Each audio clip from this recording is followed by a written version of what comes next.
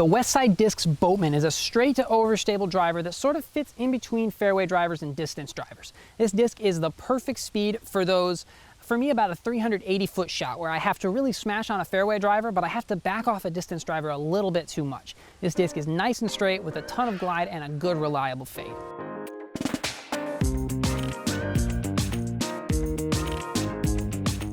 Let's start with the feel. The Boatman has a fairly deep rim, which is good for me because that means I can really get a hold of it and I feel really confident in my hand. I don't feel like I'm going to release it early. I feel like I can really control when I'm going to release it and how I'm going to release this disc.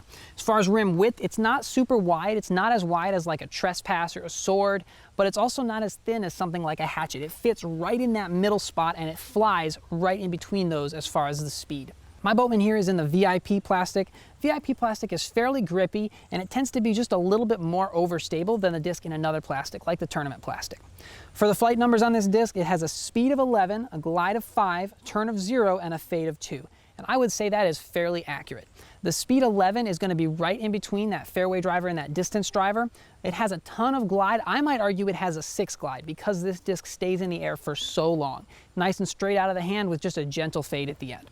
When I threw this disc on a hyzer, I could flip it up to flat. It wouldn't really work to the right, but it would just flip to flat, glide straight with a gentle fade at the end. This disc really did tend to go straight, so if I threw a little too much hyzer on it, rather than just being sawed off and fading way out early, it would still fly fairly straight. It would just have a little bit more fade at the end.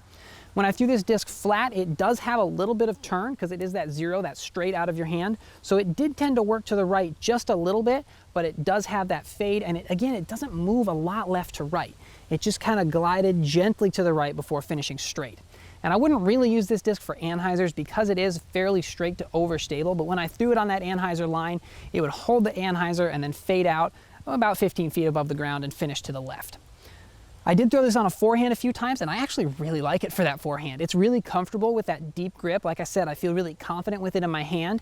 And because it's pretty forgiving on the angles, I could really confidently rip on this and not worry about giving it too much hyzer or getting it a little too flat because it's going to fly fairly straight overall. So what shots is this disc good for? This disc is going to be great for those people who don't quite have the arm speed for a distance driver, but they still want something reliable that's just a little bit faster than most fairway drivers. That's going to be this disc here. I can see for lower arm speeds really liking this disc in a headwind or for a straight to overstable shot. For the bigger arm speeds, you're going to like this for those long shots in the woods where you don't want to have to smash on a distance driver. You can still throw this fairly confidently and it's still going to fly very straight and get a ton of distance. You can also throw it on a lot of good forehands. It's fairly torque resistant. It doesn't really care about the angles too much. So if you're a little sloppy on your forehand, it's still going to fly fairly straight and has a ton of glide. So it's going to go super far. So what do you think? Do you throw the Boatman? Do you have one in your bag? What shots do you use it for? Let me know in the comments down below, and I'll leave you with a quote from the translated version of the Kalevala about the Boatman.